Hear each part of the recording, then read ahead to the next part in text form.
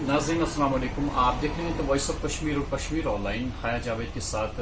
नाज़रीन को हम बताते चले कि यहाँ पे ठेकेदारान साहिबान जो है कॉन्ट्रैक्टर्स बड़ी मुश्किलात का शिकार हो चुके हैं अरसे दराज से। आज की बात नहीं है बल्कि आज से कुछ साल पहले भी ये हमेशा सरकारी दरवाजे पे यही दस्तक दे रहे थे कि इनकी पेमेंट जो है वो रिलीज की जाए और जितनी भी मुश्किलात इनको यहाँ पे दरपेश है उन मुश्किलात का इजाला किया जाए, लेकिन बारहा सरकार गौर नहीं करती है और नतीजा ये निकलता है कि एक तो इन कॉन्ट्रैक्टर्स को मुसीबत झेलनी पड़ती है और इसके साथ जितने भी लोग इनसे वाबस्ता है उन सभी को मुसीबत से दो चार होना पड़ता है। वो इस वजह से कि इनकी पेमेंट जो है वो कई तबके हाथ से लोग इनसे जुड़े हुए होते हैं, बाजरी वाला है, रेत वाला है या और कोई शख्स है जो इनसे जुड़ा हुआ है, भरोसे पे ये उनसे ये वसूल करते हैं। लेकिन जब इनकी पेमेंट वागुजार नहीं की जाती है, नतीजा ये निकलता है कि वो सारी की सारी फैमिलीज जो है वो भी सफर करती है। पिछली बार यहाँ पे इन्होंने एक प्रेस कॉन्फ्रेंस का इनेकाद किया था और कॉन्ट्रैक्टर्स ने फैसला लिया था कि वो अगर उनकी वाजिबुल अदा रकम जो है वो वागुजार नहीं की गई तो वो मुश्तरका तौर पे वो स्ट्राइक पे जाएंगे और काम करने से इनकार कर देंगे। अभी जिलानी साहब जो एक कॉन्ट्रैक्टर है, इनके तारुफ की जरूरत नहीं है, आप लोगों को पहले ही जानते हैं। इस फील्ड से अरसे दराज से ये वाबस्ता है और आज फिर इनको मुश्किलात का सामना है। सबसे बड़ी बात यह है कि जो यहाँ पे रकम सरफ होनी थी वादी कश्मीर में फलाह बहबूदी काम के लिए, वो भी लैप्स हो गई, वो भी वापस हो गई। क्या वजूहात है कि पहला सवाल हमारा जिलानी साहब से यही होगा कि क्या वजूहात है कि क्यों ये रकम वापस गई। जिलानी साहब आपका खैर मकदम है, ये रकम क्यों वापस हो गई, पहले हम इस बात का जवाब सुनना चाहेंगे। सबसे पहले तो मैं आपका शुक्रगुजार हूँ और ये अपना वक्त निकाल कर हमारी जो दाद बिदाद है वो आप सुनने यहाँ पर आ गए। देखिए, जहाँ तक आपके पहले सवाल का जवाब का ताल्लुक है, जो यहाँ पर कम से कम 65 से 70% तक जो लैप्स पैसा हो गया है, इसमें 3 खामियां हैं। सबसे पहले यहाँ पर जितने भी बड़े बड़े डिविजन्स या डिपार्टमेंट्स, उनमें वो डीडीओ तैनात किए हुए हैं जिनको काम करने का पता ही नहीं था, जिन्होंने आज से 20 साल पहले 10 साल पहले कोई काम ऐसा नहीं किया। ये सबसे बड़ी वजूहत है। दूसरा मसला है, आप कहते हैं जी काम करो, लेकिन करेंगे यहाँ बोर्ड रिलीज करने से सारा, मुझे नहीं लगता है कि सड़क बन जाएगी बोर्ड रिलीज करने से। सड़क बनाने में रेत भी लगती है, मिट्टी भी लगती है, बाजरी भी लगती है, सोलिंग भी लगती है, मेटल भी लगती है। जहां पर उन सारे मटेरियल्स पे आपने बैन लगा के रखी है। आप कह रहे हो हमें कि जी देखो जी हमें डेवलपमेंट करनी है।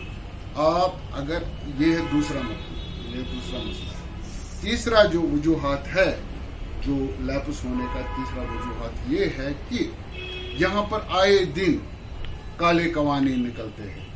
कभी जी ठेकेदारों को ये करो, कभी जी अब कार्डों के हवाले से, अब पेमेंट के हवाले से, अब मुझे लगता है टेंडर के हवाले से, आए दिन यहाँ पर मुझे लगता है कि कानून काले कवानीन निकलते हैं। यही 3 वजूहात है जो सबसे बड़ी बुनियाद बनती है कि जो हमारा 65 से 70% तक जो पैसा लैप्स हुआ, यही 3 वजूहात उनकी वजह से। और नाज़रीन, इनका कहना है कि 3 वजूहात है कि जिसकी वजह से 65%, आप इस बात पे गौर करें कि 65% जो रकम है वो वापस गई, उसे यूटिलाइज नहीं किया गया। हसरत की बात यह है कि इनका कहना है कि जिन हजरात के हाथ में ये काम है उन्हें मालूम भी नहीं कि कैसे काम करना है, इस पैसे को कैसे इस्तेमाल करना है। ये सबसे बड़ी खामी है। अगर गौर किया जाए इस बात पे कि क्या ایسے افسران صاحبان کو تعینات کیا جا چکا ہے یہ رقم صرف کرنے کے لیے جنہیں معلوم ہی نہیں یہ رقم کیسے صرف کرنی ہے. دوسری بات یہ ہے کہ آپ میٹیریل جہاں ان کو کہا جا رہا ہے کہ آپ کام کیجئے، کام تو تبھی ہوگا نا جب میٹیریل آپ کو دستیاب ہوگا. میٹیریل پہ بین لگا دی گئی ہے، میٹیریل آپ کو پہنچتا نہیں ہے، آپ اس کا استعمال نہیں کر پاتے ہیں. میٹیریل جب آپ کو اویلیبل نہیں ہے تو کام کیسا ہوگا؟ یہ دوسری خامی ہے. تیسری خامی یہ ان کا کہنا ہے کہ روز بروز آپ قوانین میں ترمیم کرتے ہیں، ترمیم کی وجہ سے کالے قانون جو آپ ان کے کہنے کے مطابق یہاں لاگو کرتے ہیں ٹھیکیداران صاحبان پہ، تو اس کی وجہ بن جاتی ہے کہ یہ رقم جو ہے یہ لیپس ہو جاتی ہے. اور اب ان سے ایک بہت بڑا سوال یہ ہے کہ جو ان نے کہا تھا کہ اگر ان کے مطالبات پورے نہیں کیے گئے، یعنی کہ ان کی واجب الادا پیمنٹ جو سرکار کے پاس ہوتی ہے سرکار انہیں نہیں دے پائی ہے اب تک. فی الحال انہوں نے فیصلہ کیا تھا پچھلی بار کی یہ اسٹرائک پہ جائیں گے اگر ان کی ڈیمانڈ جو ہے جینوئن ڈیمانڈ ہے 6 پوائنٹس انہوں نے سامنے رکھے تھے نہیں پوری کی گئی تو یہ بائیکاٹ کریں گے کام کا. اس حوالے سے جیلانی صاحب یہ بتائیے کہ کیا پروگرام ہے آپ کا؟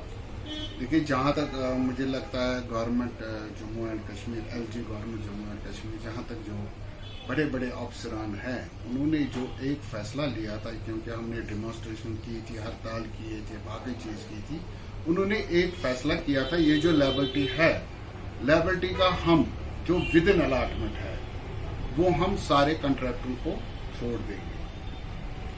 تو ہم نے پہلے کہا کہ فرسٹ انسٹنٹ میں آپ یہی کیجئے کیونکہ گورنمنٹ کے پاس اتنا پیسہ نہیں تھا. ہم نے کہا چلو ٹھیک ہے فرسٹ انسٹنٹ میں اگر گورنمنٹ ود ان الاٹمنٹ پیسہ چھوڑ دے گی تو یہ صحیح ہے. جو انہوں نے کہ اپنے وعدے کے مطابق انہوں نے ہاٹ مکس پلانٹ اونرز کو وہ پیسہ چھوڑ دیا.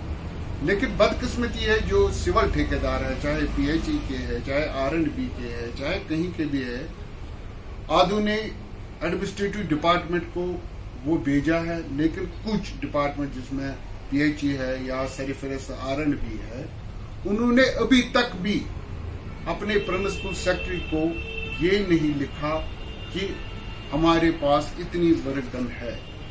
کیونکہ ہم دسمبر میں سیکریٹریٹ چلے گئے تھے، وہاں سے ایک چٹھی نکالی تھی پرنسپل سیکرٹری صاحب نے کہ آپ ہمیں، پرنسپل سیکرٹری R&B نے ایک چٹھی نکالی تھی، آپ ہمیں جو جتنی بھی لیبلٹی سول کنٹریکٹ کی ہے وہ آپ بھیج دیجیے. بدقسمتی کا مقام ہے دسمبر سے آج تک بھی وہ لیبلٹی انہوں نے پرنسپل سیکرٹری کو نہیں بھیجی. یہ یہاں کے انجینئروں کا کاریہ ہے. کوئی ایک بہانہ ہم ان کے پیچھے رہے، کوئی ایک بہانہ، کوئی دوسرا بہانہ، کوئی کچھ آج یہ کریں گے کل وہ کریں گے. ابھی بھی آج کے دن تک بھی ابھی وہ جو سول کنٹریکٹر کی پیمنٹ جو ہے وہاں اس کی فہرست انہوں نے پرنسپل سیکرٹری کو نہیں بھیجی. یہ بدقسمتی ہے. جہاں تک آپ کے سوال کا جواب ہے کہ آپ کے سوال کا مطلب ہے کہ ہم نے یہ دیکھیے میں آپ کو بتاتا چلوں، پہلے تو ہمارا 5 اگست ہو گیا، ہم سالوں بند رہے گھروں میں، پھر ہمارا کووڈ ہو گیا، ہم سالوں رہے بند اپنے اپنے گھروں میں. ہم نے سوچا کہ نہیں کہ ہم اپنے پریوار کو کیسے، آئے دن ہم ہڑتال کریں گے، ہم دھرنے کریں گے، اس سے کچھ نہیں نکلتا ہے. لیکن بدقسمتی ہے یہ ہمیں یہ کہ یہاں کے جو اس وقت ٹیکنوکریٹس بیٹھے ہوئے ہیں یہ مجبور کر رہے ہیں ہمیں کہ بائیکاٹ کرنے پر، یہ مجبور کر رہے ہیں ہمیں دھرنے دینے پر. مجھے لگتا ہے ہم انشاءاللہ بیٹھیں گے، ہم فیصلہ لیں گے کہ ان کے ساتھ کیا کرنا ہے. جنانی صاحب یہ بتائیے کہ آپ کے ساتھ کتنے لوگ منسلک ہیں اور کن پہ ڈائریکٹلی یہ اس کا اثر پڑ جاتا ہے جو آپ کی پیمنٹ ریلیز نہیں ہوتی؟